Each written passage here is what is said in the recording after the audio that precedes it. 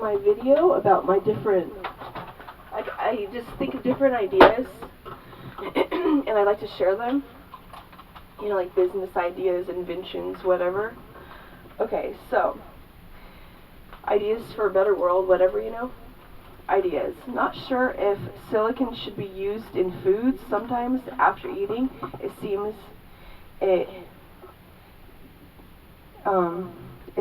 I'd get weird blobs stuck in my throat and cough up these blobs that look synthetic, like soft plasticky goo. Almost so, like I heard, wax also doesn't digest in food either. Not sure why sometimes if don't are put in foods, but if known ingredients to be not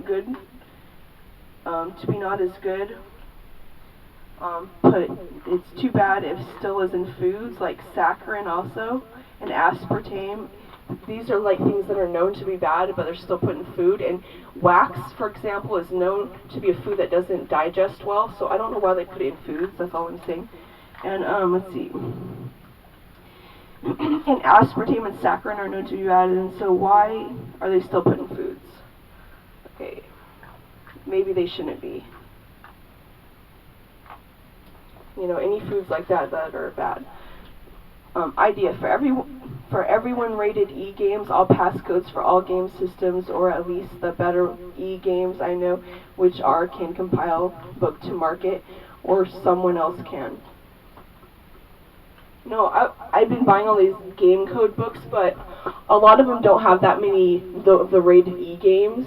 And that's mostly all that I collect. And so it would be cool if somebody compiled all of the systems in one book of all the games that are just the rated E ones, or at least just the better games, because there's a good amount, but there's not that many that you couldn't probably put them all in one book, maybe. Or at least just a couple books instead of so many books now that it's hard to collect them all. And each book only has 5 codes for 5 games, and it's hard to collect all these books otherwise. I thought it'd make it easier to have the codes be in a game book, but it's harder because they're so spread out through so many different books. Idea. Can write game codes, and a lot of the game books are written so long ago that they were written even before a lot of the games were made yet, so maybe they can make a newer that has all the different newer systems too. Idea. Or the newer games for that system that were after those books were written. Idea. Can write game codes and take to the game if easier access and or get cheat books, but not all of them for all games, and some books have none more than others, so some dumb ones have to buy to get to good ones sometimes. Oh yeah, sometimes I would just look up the codes online and then tape them, write them on a piece of paper and tape them to the game, just tape them to the game, and that would be a good way to do it. Sometimes I just felt like having all the codes in one book though, or a couple books, so I can just not have to look them up, because some of the codes are really complicated, but you can't always write them that simply, but they're explaining about levels and depth and things.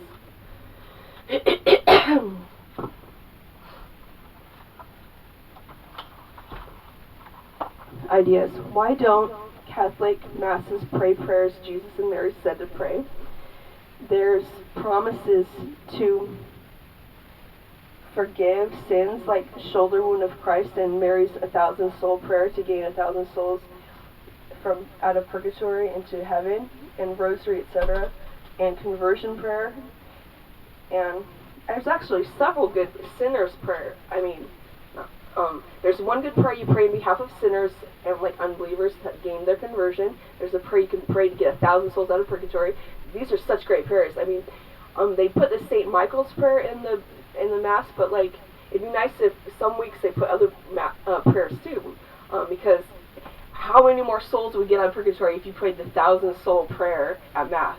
Wow. because I try to pray that all the time. But if a whole church was praying it, that would be even more souls you would help. If you get 1,000 souls, each person out, each time you pray it, and if you prayed it like 10 times each, it's a really short prayer. You could pray it, like 10 times in a short while or whatever. And so, and then, so yeah, and then there's a couple prayers for forgiveness. I've realized, and I wrote them on artwork, and they're really neat prayers. You could pray them and you get forgiveness.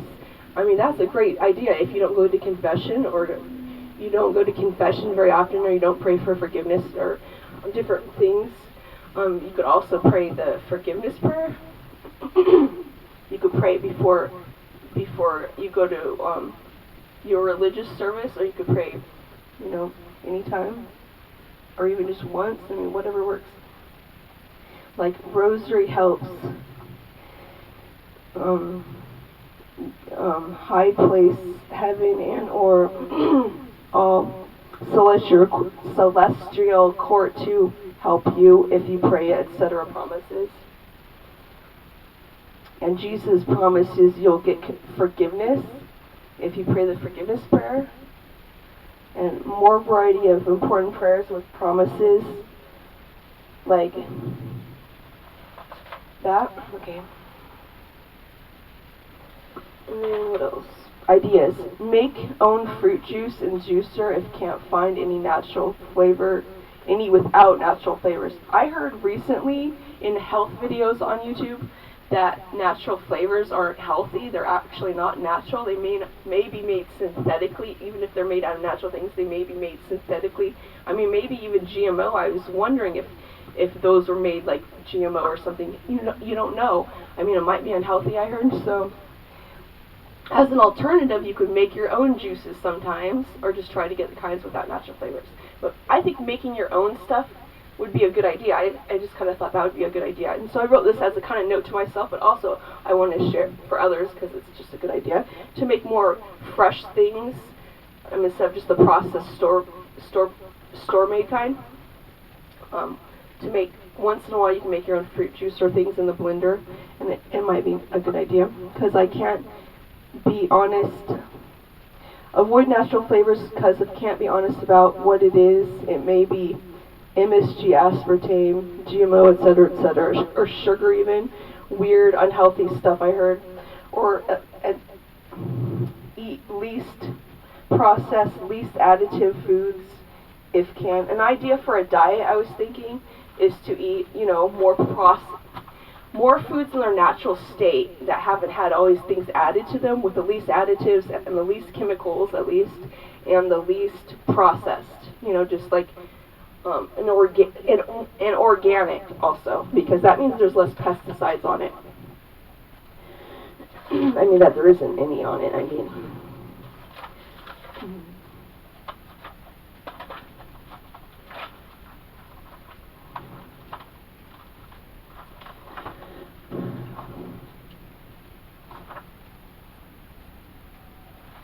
Ideas. If ever need more free time to do anything and TV or in music, celebs obsession, especially if it's taking over mind, can try to email and befriend them online, haha, and they'll ignore you so bad and make you feel so irrelevant and dumb to like rando people that'll snap you out of liking them and whatever had tried too much time with at least entertainment related to them, and will help you make time for other stuff you like to get done or do that entertainment hinders elsewise. Okay, that's just a dumb thought I had. Because I was too into different celebrities before, so I thought it really helped me get over them when I'd email them and they wouldn't reply, and I'd be like, oh, that's good in a way, because then I have more time for other things and I don't waste time just watching their dumb music videos my whole life through. I mean, it's enjoyable to like different things, people's expressions and people, but it's also if it's taking over too much of your life and you want to do other things, you might want to just, get over it, like, so you can do other things, that you want to do. Because if they're people that you can't really even know because they're too old or they're too, irrelevantly wrong or in a different area or different things, they're too, famous and thinking they're so great or something. I don't know. Inaccessible or not familiar, whatever. Idea. Make up when sun up so to not waste electricity because staying up late to use it can ruin environment. I heard so if can use natural light for reading in morning is best. Good reason for early to rise makes you healthy and wise. That's just a saying, true in a way about the healthy and in health way at least, because I read in a book was correct in this way.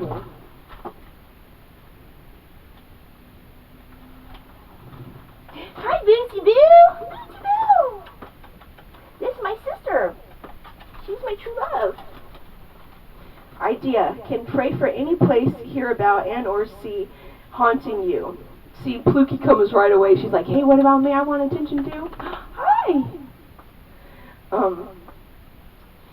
This is a good idea. Like if you hear about a certain place, a certain country, a certain town, whatever, mentioned in anything, in the news, in some article, in some show, whatever, in a crime show, in a ghost story. I mean anything. Like depending on what you're involved with. Like I read ghost stories, or I sometimes watch crime shows because I'm looking for people to pray for. But like I also realize people can that need prayer can kind of haunt us in other ways too, like their names could be mentioned in a TV show, or so I pray for whatever names are mentioned, somebody with that name might need prayer, or I pray for whatever places I hear are mentioned. I pray the thousand sword prayer, or I pray the conversion prayer.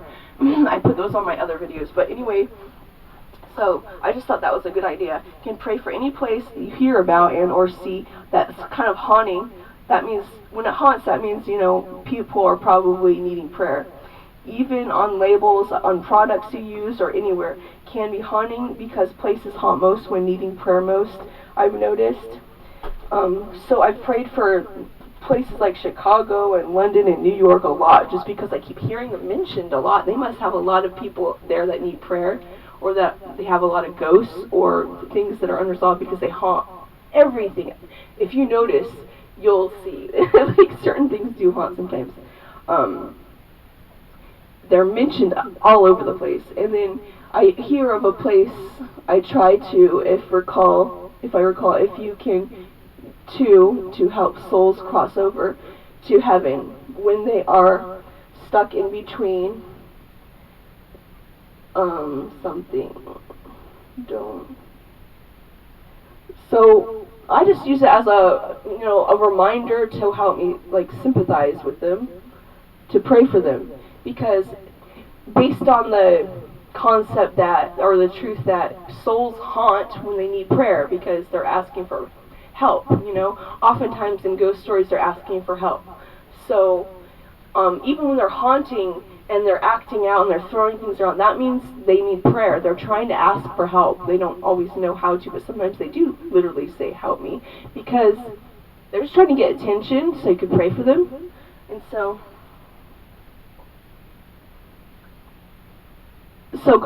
I heard somewhere, I read in a spiritual book or something, that God inspires them to haunt in different ways, to give us little clues so we can pray for them.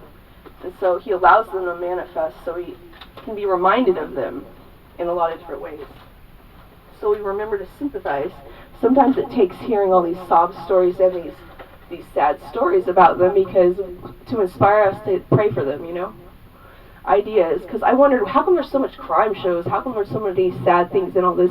But I thought it's kind of like God's way of telling us about people so we can know who to pray for. So it's actually a helpful thing if we use it in that way to inspire us to sympathize. So, because otherwise I thought it's just a depressing thing. I don't even want to be involved with the negative stuff, in a way. Because unless you're praying for them, you shouldn't really be overly involved with all that negative stuff. It might give space to evil, being involved with all this negative crime shows and stuff. But if you're using it in a positive way to look for people to pray for, then it could be helpful, to help society to be on a better wavelength. Because we're still connected with people even when they're ghosts, I think. I think they can affect us still. Like, we can get caught up in their same negative sins that they were involved with in life, and it can jinx our life. So if we want to help our life too, we would be smart to pray for them. Because if they're not happy, nobody's happy, That's what it seems like to me.